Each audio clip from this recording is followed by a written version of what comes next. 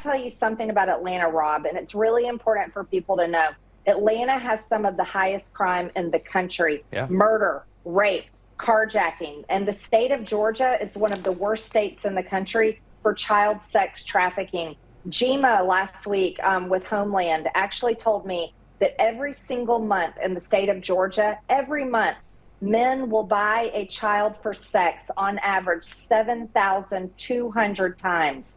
Fani Willis should be going after child sex predators and traffickers. Fani Willis should be going after murderers, rapists, car thefts. But that's not. Fani Willis, no, she's not. That's and not she should politically be going beneficial. After cartels. There's no political. In the wake of Trump's latest indictment, the media strategy of the right has crystallized into what we will be seeing for months, if not years, to come. And much of it rests on painting Fulton County DA Fani Willis as a radical leftist prosecutor who has just been waiting in the wings to go after her personal political enemy, Donald Trump. And networks like Fox News and Newsmax are peddling the idea that she has political ambitions in the Democratic Party. But when you look at the facts, something we know the right has a very funny relationship with, this theory really starts to fall apart. Earlier in this MTG interview, she talks about how Willis's father was a member of the Black Panther Party, which, according to Willis herself, is true. So if you're on the right and lack a clear analysis of the differences between liberal and Marxist ideologies, this might be a slam dunk in terms of proof that Willis is in this for the left politics. But as we all know, Willis's tenure as a prosecutor itself is in stark contrast to what the Black Panthers wanted for their communities. One of those things is community policing instead of incarceration. But Willis is no stranger to the incarceration pipeline, having gone after rappers, gangs, and even teachers. Willis came under fire from the left for indicting the rapper Young Thug and the drug-rich gang in cases that cited song lyrics as evidence, an approach that critics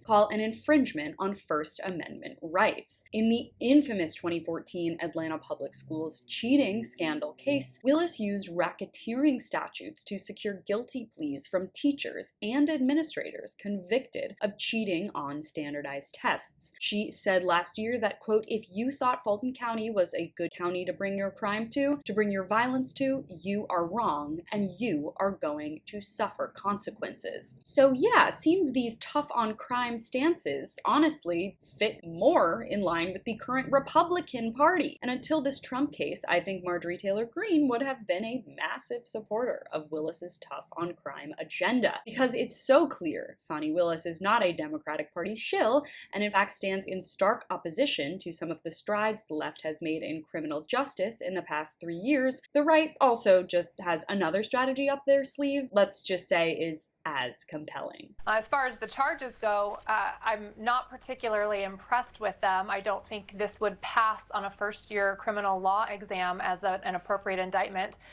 There's several questions, not just constitutional questions as far as freedom of speech, criminalizing tweets and criminalizing political opposition, but she's effectively gone after her political opponents all the way through the Georgia Republican Party chairman. I mean, this is an attack on conservative views and on conservative politics, and it doesn't have anything to do with racketeering, which is what she brought. So this other MAGA strategy is to get a MAGA lawyer on camera to just ridicule the charges themselves and repeat ad nauseum that even a first-year law student could see how not impressive they are. To this, I would say that, okay, well, what do you say about the other lawyers, hundreds, thousands even, who say that the charges are legit? Why would we listen to an attorney from Save America whose salary comes from a PAC controlled by none other than Donald Trump? These are the things the right wants us to believe, and yeah, as usual, not very compelling.